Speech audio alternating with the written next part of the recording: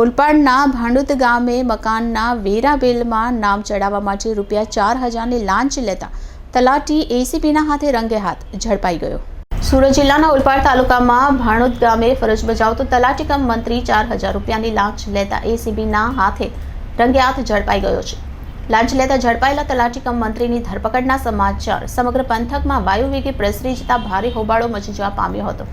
ફરિયાદી પાસેથી મકાનના વેરા બિલમાં નામ ટ્રાન્સફર કરવા માટે આરોપી તલાટી કમ મંત્રીએ ₹11,000ની લાંચ માગી હોવાનું જાણવા મળ્યું છે।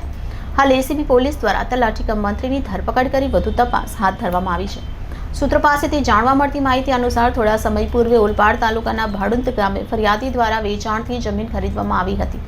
આ જમીન પર આવેલ મકાનના વેરા બિલમાં નામ ટ્રાન્સફર કરવા માટે ફરિયાદી દ્વારા ભાડુંત ગ્રામ પંચાયતમાં ફરજ બજાવતા તલાટી કમ મંત્રી હિતેન્દ્ર કુમાર દોલતસિંહ પરમારનો સંપર્ક કરવામાં આવ્યો હતો। જો કે હિતેન્દ્ર પરમાર દ્વારા વેરા બિલમાં નામ ટ્રાન્સફર કરવા માટે ₹11,000ની લાંચ માંગવામાં આવી હતી।